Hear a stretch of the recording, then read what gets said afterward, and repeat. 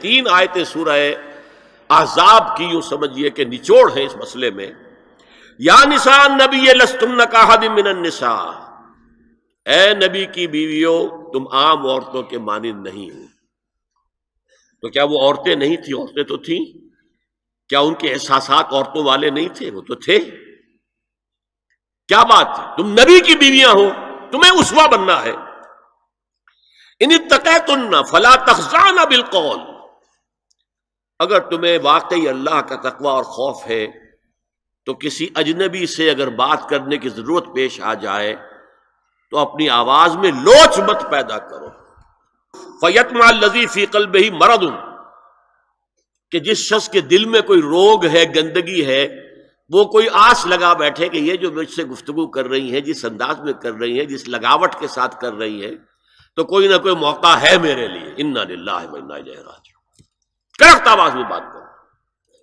وَقُلْ قَوْلًا مَعْرُوفًا، اور معروف بات کہو. صرف اس سے آگے بڑھنے کی کوئی ضرورت نہیں. وَقَرْنَ فِي بُيُوتِكُنَّ وَلَا تَبَرَّجْنَ تَبَرَّجَ الْجَاهِلِيَّةِ الْأُولَىٰ، اور قرار پکڑو اپنے گھروں میں، وقار کے ساتھ رہو اپنے گھروں میں. تمہاری اصل جگہ گھر ہے، باہر نکلنا تمہارا کام نہیں ہے. ہاں ضرورت ہو سکتی ہے، اس کا بعد میں ذکر آ جائے گا، لیکن فلسفہ کیا ہے؟ عورت کی اصل جگہ اس کا گھر ہے.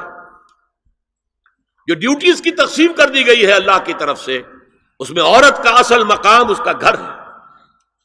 میں حدیث سنا چکا ہوں کہ جب گھر سے عورت نکلتی ہے تو شیطان تاکتا ہے اس کو، اور پھر ظاہر بات ہے کہ اس سے جو فتنے پیدا ہوتے ہیں وہ سب شیطان کے ذریعے سے ہوتے ہیں. وَلَا تَبَرَّجْنَ تَبَرُّجَ الْجَاهِلِيَّةِ الْأُولَىٰ، اور جو جاہلیت تھی، اسلام کے آنے سے پہلے کا جو دور تھا، اس میں جس طرح تم بند سمر کر اور لوگوں کی نگاہوں میں آنے کے لیے نکلتی تھیں، اب وہ طریقہ اختیار نہ کرو.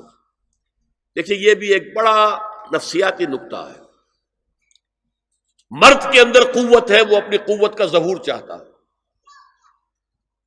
کبھی جی چاہتا ہے دیوار کو کندھا دے مارے، راستہ چلتے کسی کو لگا کندھا.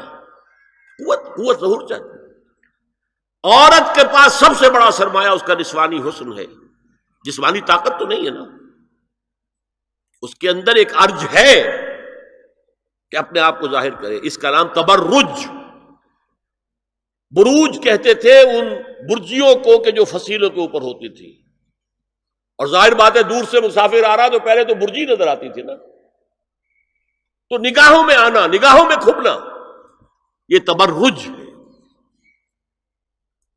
تو تم جس طرح پہلے بناؤ سنگھار کر کے نکلا کرتی تھی، اور تبرج الجاہلیہ اب چھوڑ دو.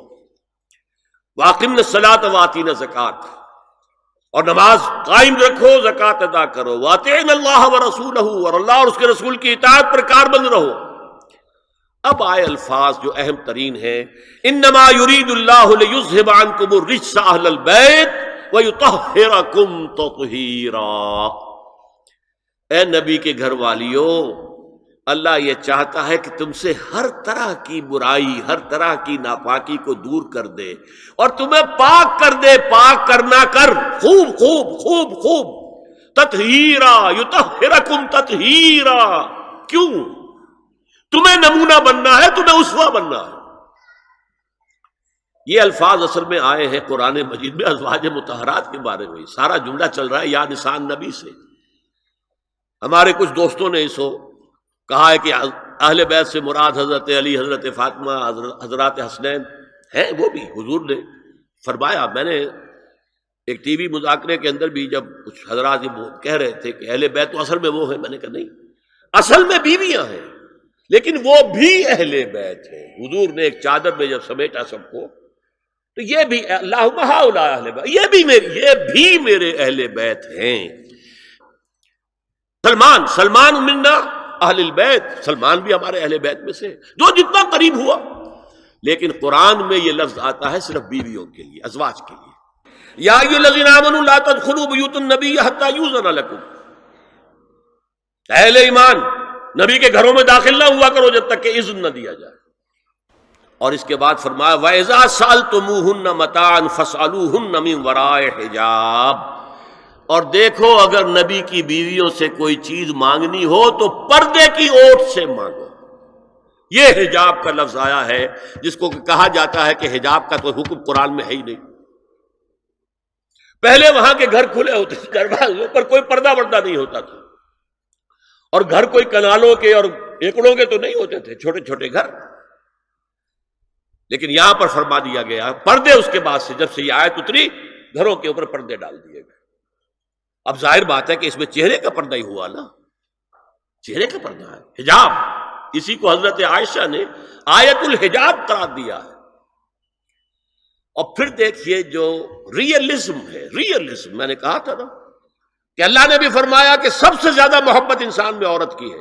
حب زین للناس حب الشہوات من النساء، اور پھر اس کے بعد لمبی فہرست. حضور نے فرمایا حبب الیہ النساء والطیب. یہاں بھی فرمایا گیا ذالکم اطہر لقلوبکم وقلوبہن، یہ زیادہ پاکیزہ بات ہوگی تمہارے دلوں کے لیے بھی اور ان کے دلوں کے لیے بھی. اگر نبی کی بیوی بے حجاب تمہارے سامنے آ جائے گی تو وہ نبی کی بیوی ہے اور ازواج مطہرات ہونے کی حیثیت تمہاری ماں بھی ہے، لیکن ایک عورت بھی تو ہے. اور تم چاہے صحابی ہو کچھ بھی ہو، تم مرد بھی تو ہو. یہ مرد اور عورت کے درمیان جو کشش ہے یہاں بھی اس کا ساس. نبی کی بیویوں کو بھی یہ نہیں کہا کہ اس سے ماوراء ہے، معصوم تو کوئی نہیں نبی کے علاوہ. وہ تو اللہ کہہ رہا ہے ہم تمہیں پاک کر دینا چاہتے ہیں، پوری طرح پاک کر دینا چاہتے ہیں تاکہ تم تمام خواتین امت کے لیے اسوہ بن جاؤ. فرمایا یہ جو پردے کی اوٹ سے کوئی شے لینا دینا ہے، اس سے یہ تمہارے دلوں کے لیے بھی زیادہ پاکیزہ بات ہے اور ان کے دلوں کے لیے بھی. یہ ہے اللہ تعالی کا حکم سورہ احزاب کے اندر. اس کے بعد اسی سورہ احزاب میں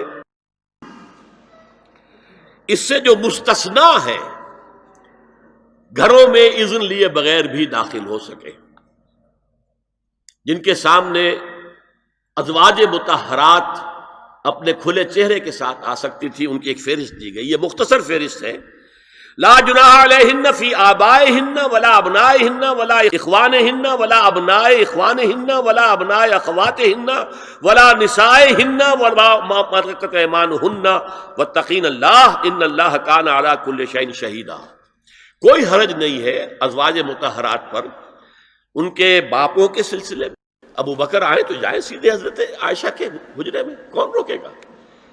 اور بیٹوں کے اور ان کے بھائیوں کے اور ان کے بیٹوں کے بھائی بھتیجے اور ان کی بہنوں کے بیٹے یعنی بھانجے. ولا نسائہن، نسائہن اس کو میں چاہتا ہوں نوٹ کریں آپ، اپنی عورتیں، جان پہچان کی عورتیں، اجنبی عورتیں نہیں. اس پر مزید گفتگو ہوگی سورہ نور کے حوالے سے. ولا ما ملکت ایمانہن، اور جو ان کے ملک یمین ہیں. ان میں ایک رائے یہ ہے کہ مراد صرف باندیاں ہیں اور ایک مراد یہ ہے کہ اس میں مرد غلام بھی شامل ہیں. ایک رائے یہ ہے کہ مرد غلام جب تک کہ ابھی وہ بالغ نہ ہو، بچہ ہو. بہرحال یہ آراء ہے.